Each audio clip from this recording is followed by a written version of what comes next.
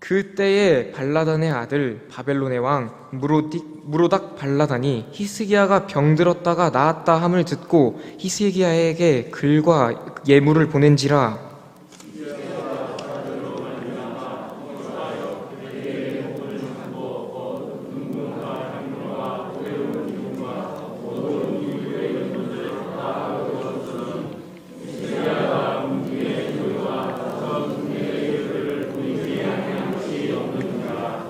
이에 선지자 이사야가 히스기야 왕에게 나아와 묻되 그 사람들이 무슨 말을 하였으며 어디서 왕에게 왔나이까 하니 히스기야가 이르되 그들이 원방 곧 바벨론에서 내게 왔나이다 하니라.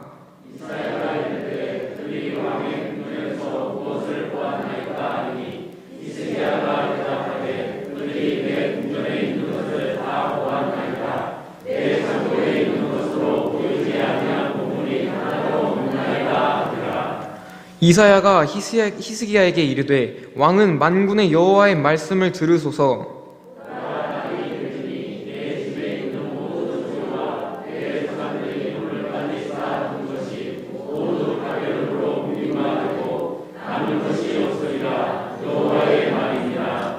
또 내게서 태어날 자손 중에서 몇이 사로잡혀 바벨론 왕궁의 환관이 되리라 하셨나이다 하니 히스기야가 이사야에게 이르되 당신이 이른 바 여호와의 말씀이 좋소이다 하고 또 이르되 내 생전에는 평안과 견고함이 있으리로다 하니라. 아멘.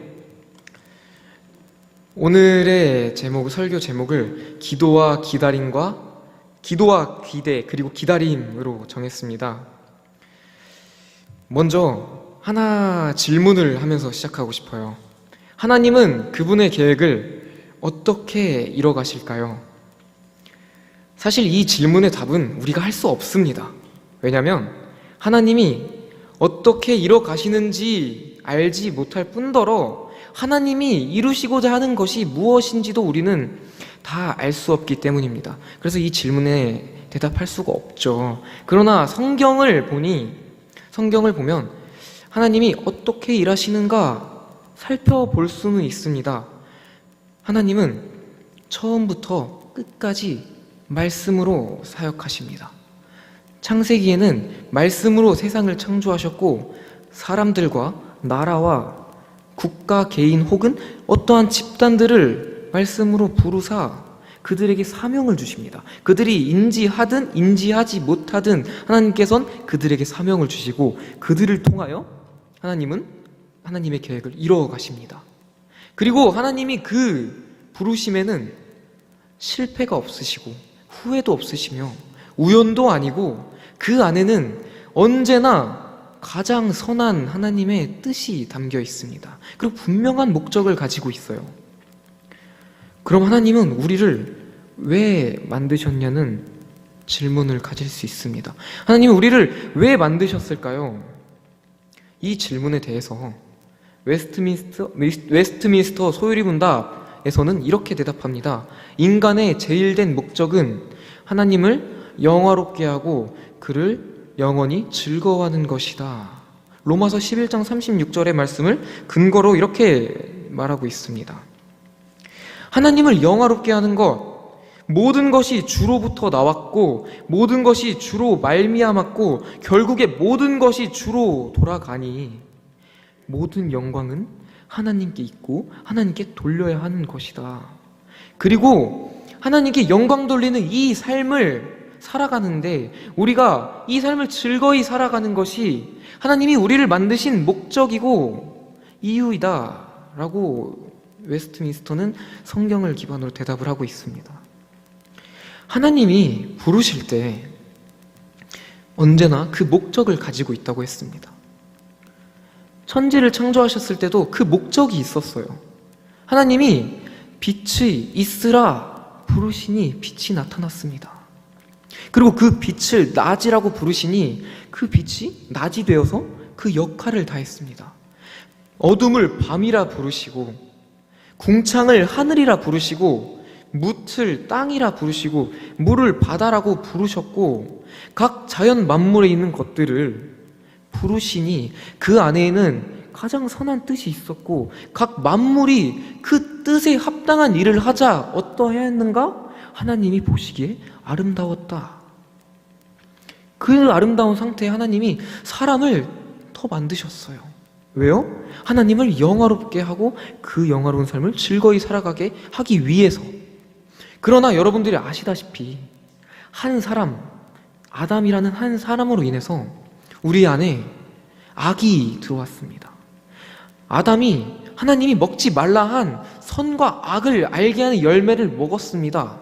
그 행위를 우리는 불순종이라고 말하죠. 그러나 이 불순종이란 단어 안에는 단순히 행위만을 나타내는 의미가 있는 게 아니고 그거보다 더 큰 의미를 가지고 있습니다. 그것은 무엇이냐면 하나님이 만드셨고 하나님이 다스리시고 하나님의 통치가 임하는 이 땅에서 내가 이제 더 이상 하나님의 다스림을 받지 않고 하나님을 나의 왕으로 섬기지 않고 주인으로 섬기지 않고 하나님이 주신 길이 아니라 내가 나의 주인 되어서 내가 내 길을 개척해 나가겠습니다 라는 하나의 선포이자 선언이자 반역이었습니다. 그래서 아담은 에덴 동산에서 쫓겨나게 되었고 그로 말미암아 우리 가운데 죄가 들어왔습니다.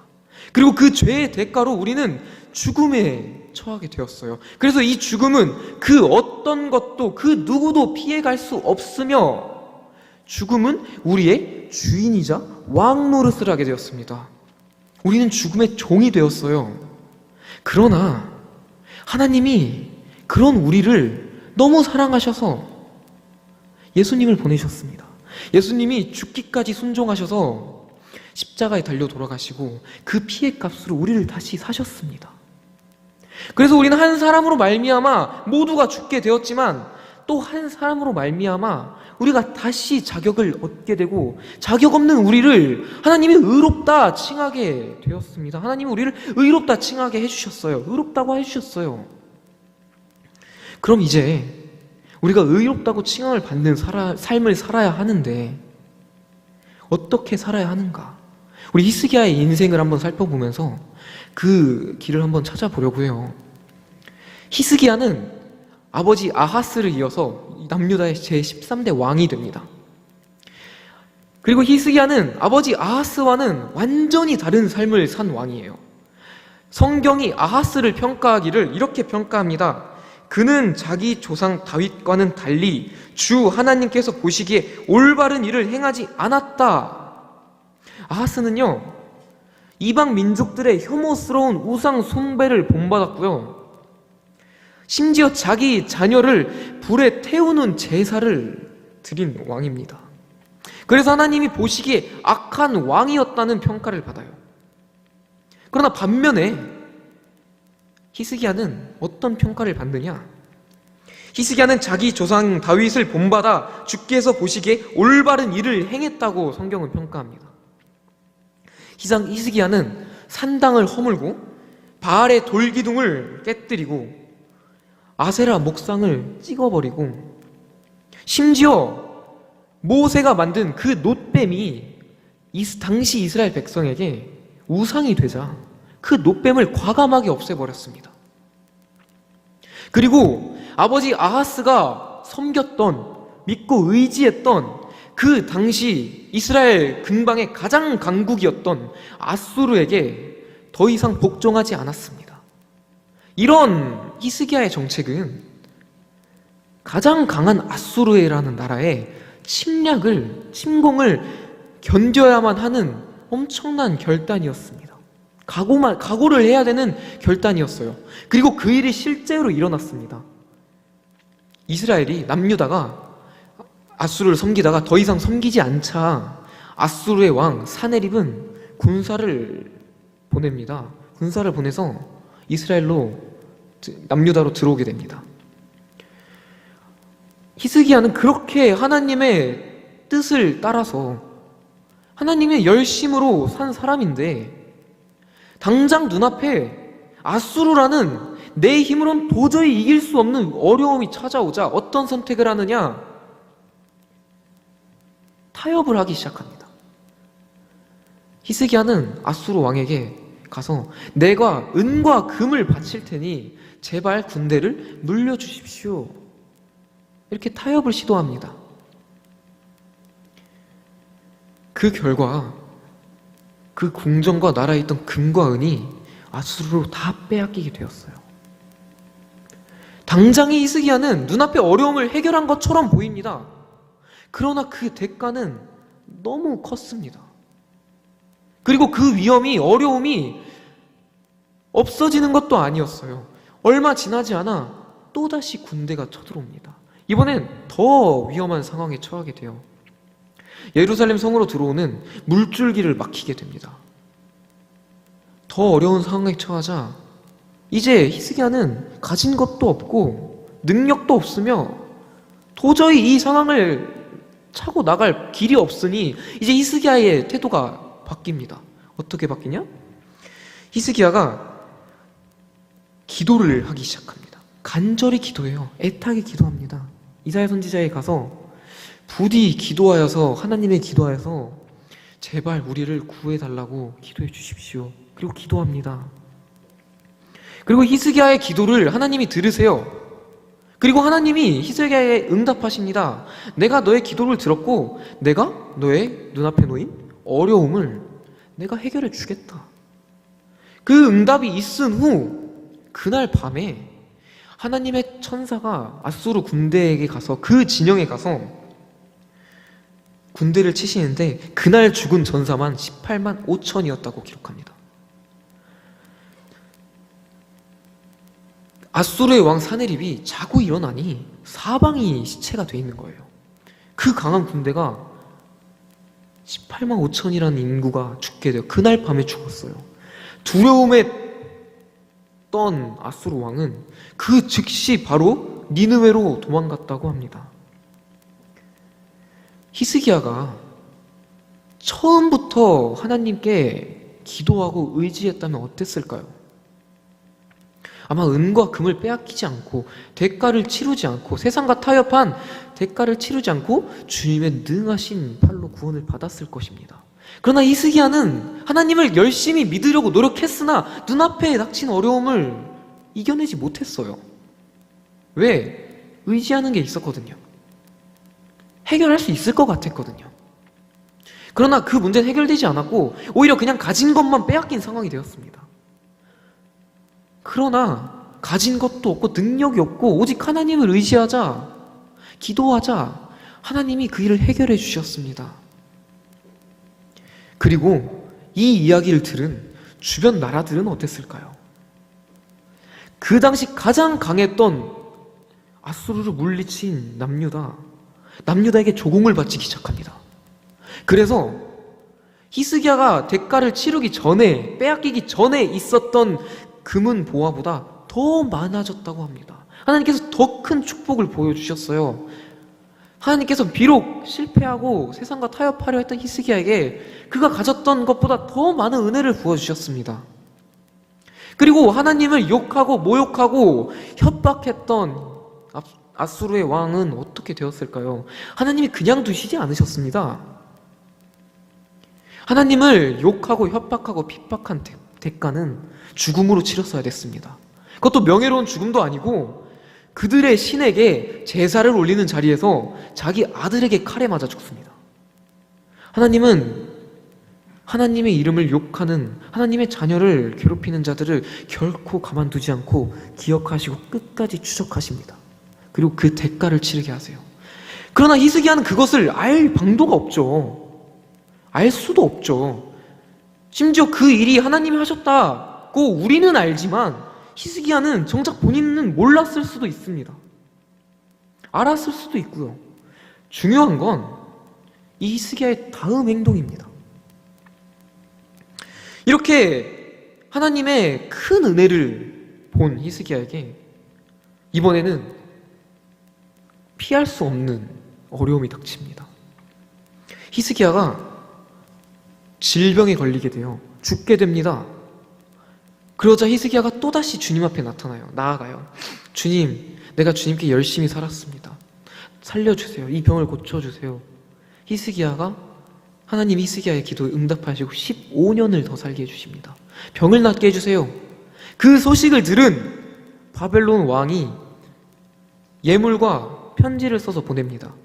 이때 히스기야가 아주 큰 실수를 범해요. 무슨 실수를 범하냐? 자기 왕궁에 쌓인 보물과 좋은 것들, 이 나라에 자랑할 만한 것들을 다 보여줍니다. 어떤 마음으로요? 내가 이렇게 강하다. 나의 나라가 이렇게 부국강병하다. 하나님이 하신 일은 히스기야에게 보이지 않았어요.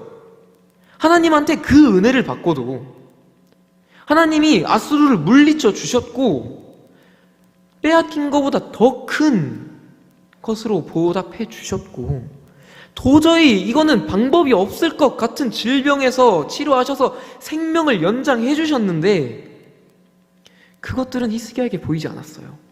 정작 하나님이 그 낮아진 히스기야를 영광의 자리로 올리셨는데 히스기야는 거기서 교만에 빠집니다.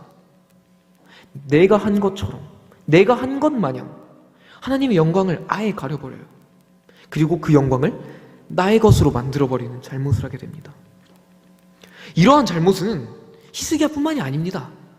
모세도 하나님의 명령을 거역하여서 하나님이 보이실 영광을 가렸고요. 사울도 하나님이 부르셔서 왕으로 삼았는데 하나님의 영광보다, 하나님 보시기보다 사람들 보는 걸 더 중요시 여기고 자기의 것이라 여겨서 결국 하나님께 버림받았습니다. 하나님의 마음에 합한 자라고 부름을 받은 다윗도 영광스러운 자리에 올라가자 넘어졌어요. 교만에 빠집니다. 그리고 그 대가를 회개하였지만 대가를 치렀어야 하는데 그때 다윗의 교만으로 인하여 7만 명이라는 이스라엘 백성이 죽었어야 했습니다. 하나님의 영광을 가리는 것, 이것은 우리가 너무 쉽게 범할 수 있는 잘못이에요. 우리 마음 가운데 하나님의 우리가 낮아질 때를 기억 못하고 낮았을 때 기억 못하고 하나님이 우리의 작은 신음조차 들으셔서 응답하셔서 올리셨는데 그게 내 힘인 것 마냥 나의 것인 것 마냥 너무 쉽게 넘어집니다. 성경을 보면 이러한 일이 허다합니다. 사도행전에서도 헤롯 대왕이 하나님의 영광을 가리자 그날 죽습니다.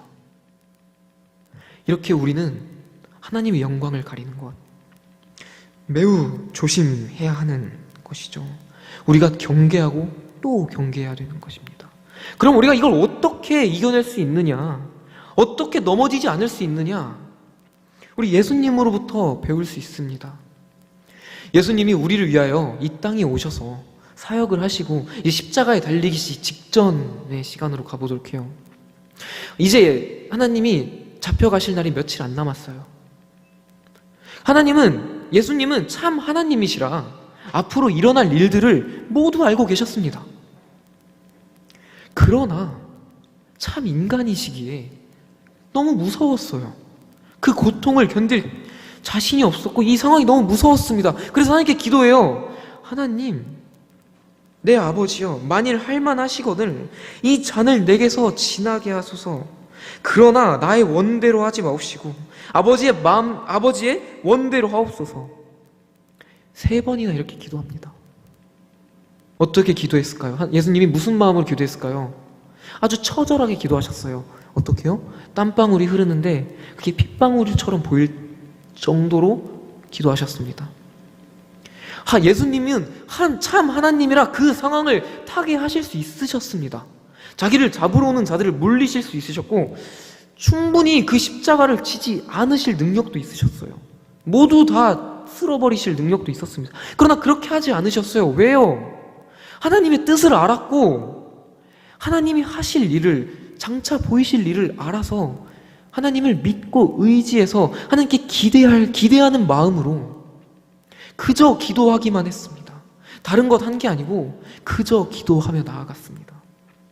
그리고 하나님이 보이실 그때, 하나님의 날, 하나님의 시간을 묵묵히 기다리셨어요.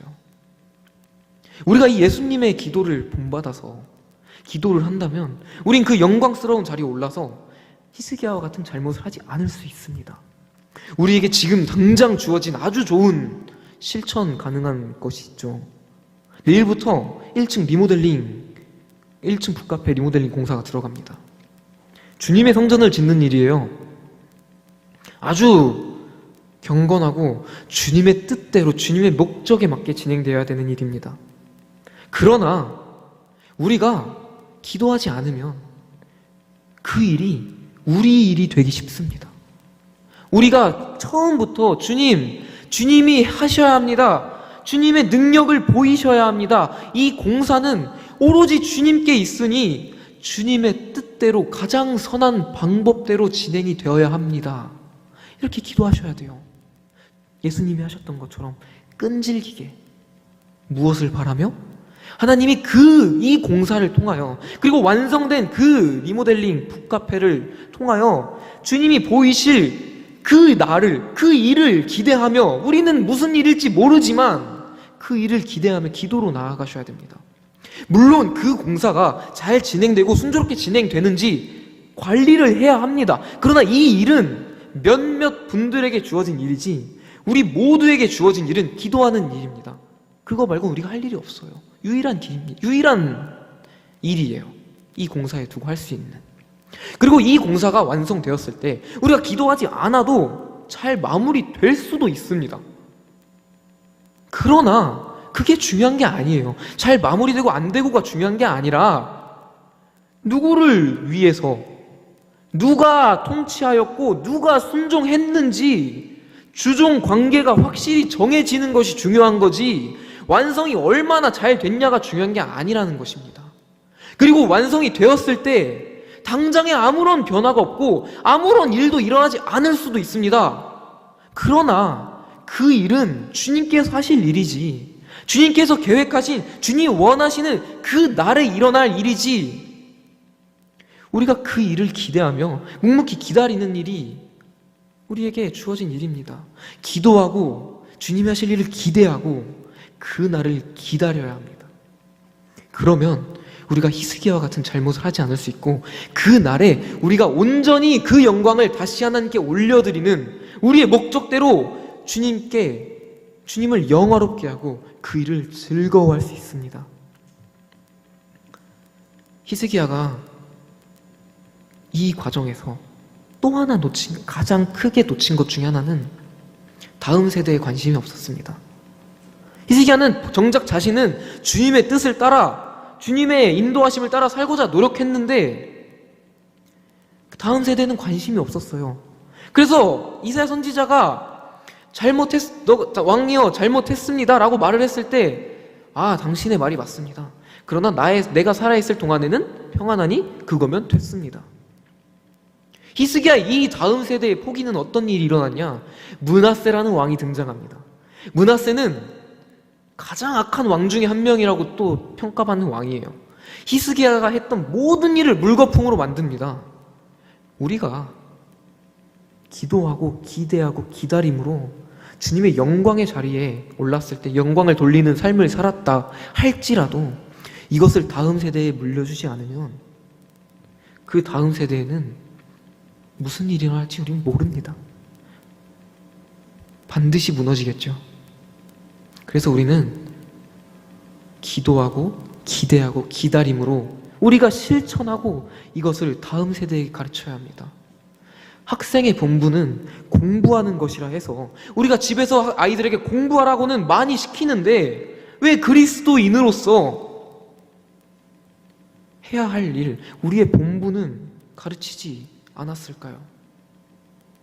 왜 공부만 강요하고 교회에 다니는 것, 교회에 열심히 하는 것은 교육하지 않았을까요? 우리가 해야 할 일은 주님께 기도하고 다음 세대를 그 길로 가르치는 것입니다. 그것이 우리에게 주어진 일이고 우리에게 주님이 주신 목적이고 그 부르심의 뜻이 있을 줄로 믿습니다. 기도하시겠습니다. 사랑의 하나님, 우리를 언제나 영광스러운 자리로 인도하심을 믿습니다. 비록 우리가 눈에 보이지 않아서 우리의 한계로 말미암아 주님의 뜻을 헤아릴 수 없고, 주님을 믿는 믿음으로 주님을 기대하며 주님께서 보이실 그 날을 바랍니다. 우리가 그 길로 나아가길 원합니다. 그리고 주님의 시간을 기다립니다.